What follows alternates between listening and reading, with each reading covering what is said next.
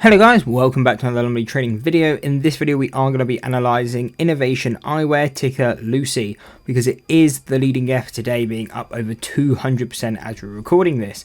Now this stock has actually provided some pretty decent trading opportunities intraday, and they're just definitely things to be looking out for.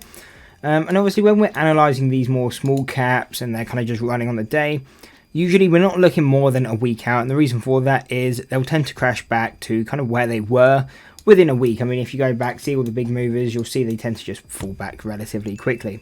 So what we can see anyway on Lucy is, and that's why we're really doing a video on this today, is it's kind of just hit its peak price. We can see over at, well, $4.99, I guess we can realign that. So basically $5, and $5 is our fourth deviation over on the 6 month, but we also have our fourth deviation on the 1 year at $4.80. So this is basically where we expect the absolute peak on a stock. Really, if it breaks out of here, it has gone very extreme, and it's going to be very, if it goes above this, if there is options, that's instantly where I'd be looking to do credit and debit spreads. However, there isn't options on here. So really what this tells me is I would be looking to trade the levels short bias until we break above this level. If we break above $5, to me, there is no more trading opportunities on it. It is very extreme. Yes, it would make sense to short it, but as I can't hedge with an option, I'm just not going to touch it, because again, there's just too much risk on the table. And so what we can actually see intraday, I mean, how, at least as of right now, how well this worked out. Came straight into this deviation. The $5 one, not only is it a key psychological level, but it is also obviously that fourth deviation on the 1 year, or sorry, the 6 month. As soon as we come back here, we've got that pullback, and really this is what we would mainly look for as like kind of the main trade. You can see it's already pulled back 6-7%. I mean, that's great enough just for one trade.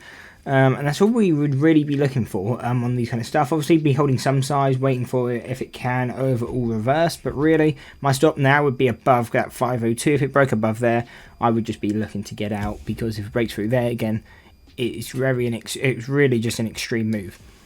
But then to quickly note the other levels, which are now going to be supports on the way down. And again, if we're holding it short, I can be looking at these for targets, but again, because there is no options, I'll definitely be closing out this position at the latest 330, because again, 359, I wouldn't want to be holding this as a swing, because again, if there's no protection to the upside, holding this as a short would just have so much risk, it's not even worth it. So the key levels going down, then we've got the 388, the 375, 275, and the 170. So these are the key supports going down. We can see on the way up, and again, this is what we always talk about. If you see these stocks gap and kind of halt like they have here, from, I mean, this one, the first halt was at 951. As soon as you see this, it's very rare that I would take a short position until you see the stock start to cool down, and we'll go through what that kind of means. But the reason for that is you don't want to be shorting this sort of momentum, because it isn't unlikely for it to kind of continue doing this, as we saw. Halted, 1 minute resume, halted, and then jumped so much. Again, if you're short from here to kind of that open, that's 12%, and you couldn't have any control within there. Doesn't matter where your stop is, if it was within that range, it's not going to execute until it resumes, and then you're instantly down, and more than you kind of foresaw. So that's why I don't like trading it when it's got this kind of momentum. So what I always do is kind of wait for it.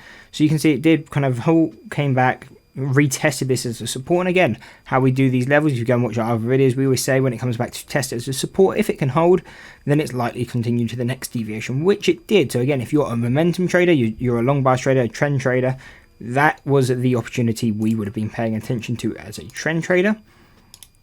Again, I don't tend to trend trade these too much. I'm more of a short bias trader when I'm looking at these really small cap stocks.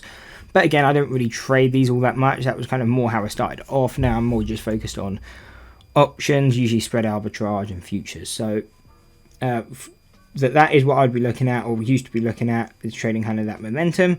Here we hit these deviations for the first time.